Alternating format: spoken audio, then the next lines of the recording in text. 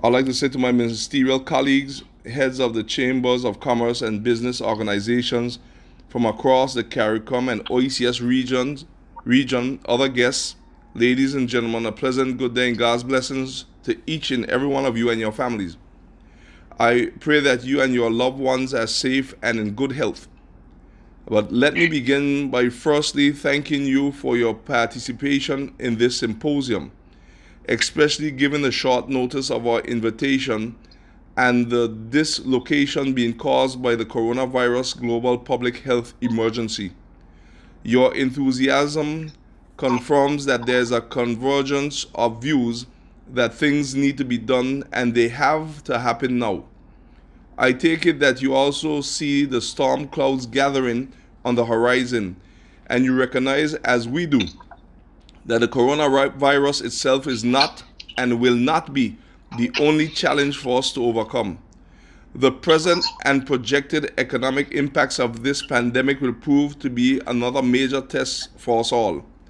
The very necessary social distancing protocols are affecting all workplaces, from factories to administration offices. They are affecting sales, whether it is large businesses or small cottage operations. They are also affecting customers' ability to access goods. And as stockpiles in warehouses become depleted, another challenge will come because factories are not operating at previous rates. In some cases, raw materials are difficult to obtain, especially imported materials.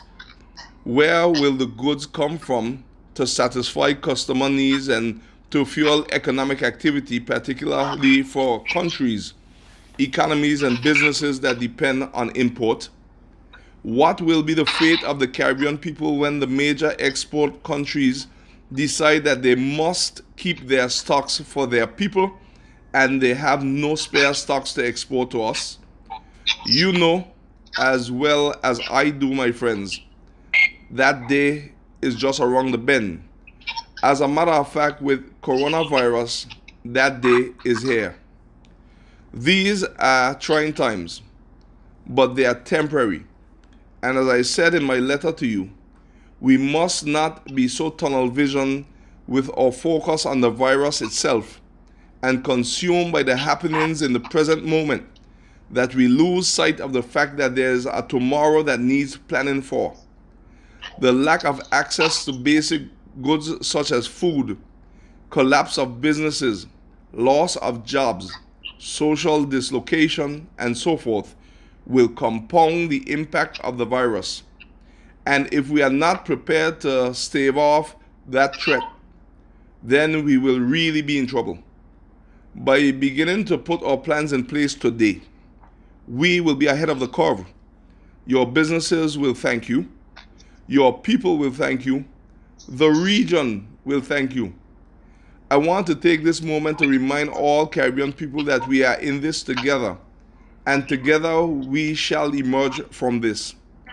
We are all well aware that when the going gets tough, we can count on our Caribbean brothers and sisters.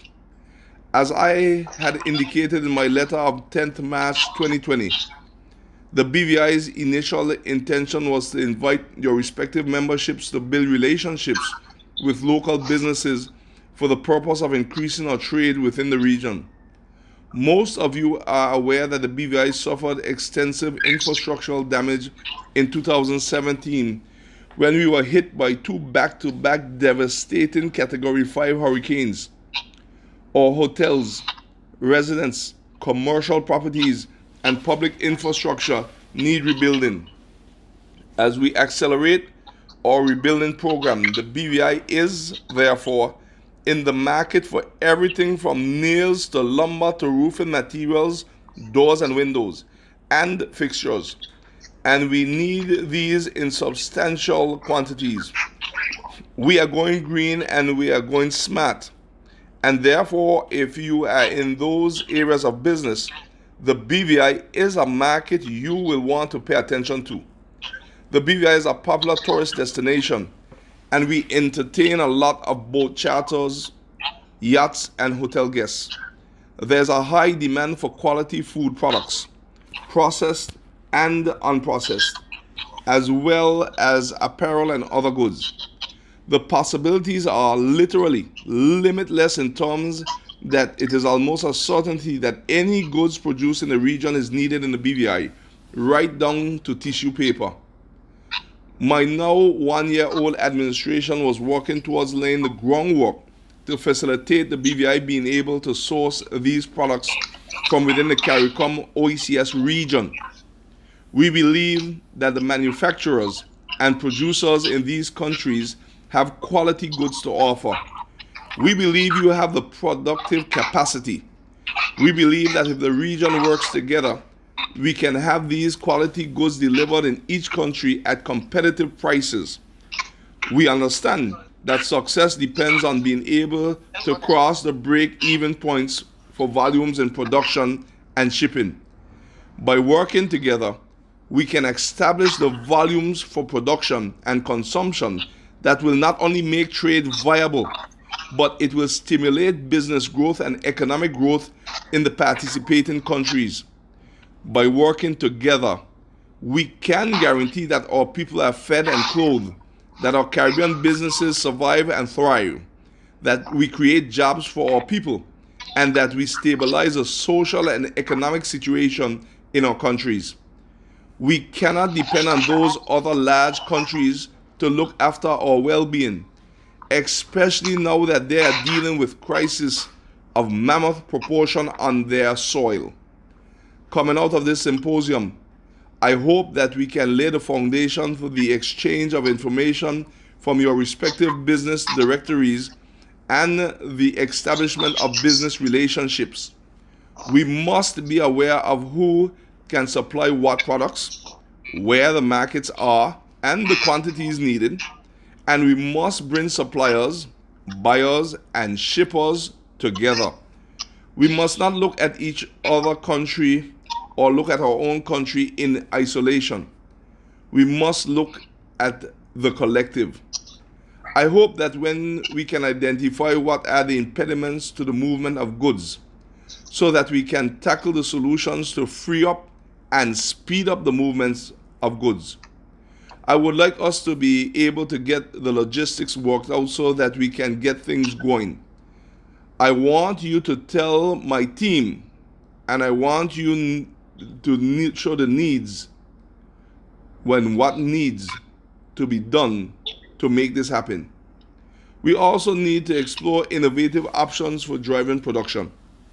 One area worth exploring is that of models for investment. For instance, some countries have lots of arable and land or natural resources. They have the perfect geographic locations for manufacturing and mass distribution, but they do not have the manpower to maximize its use, or financial investment is needed. By taking a cooperative approach, we can create the conditions for success. We have to rethink, reimagine, and reconfigure our shipping routes.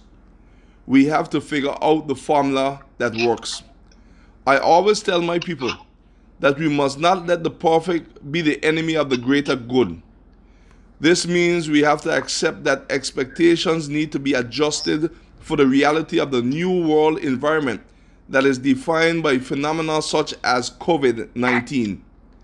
I am confident that if we let the virus be the catalyst that forces us to find and implement the new solutions to our old problems, when the threat of the virus subsides, we may find that there is no need to go back to the old trade models, but to continue building on what we would have started. With these few words, I once again, with joy, say thank you for your presence and your participation.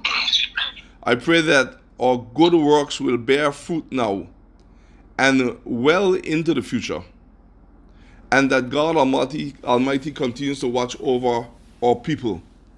As one Caribbean region, we will move forward. I thank you.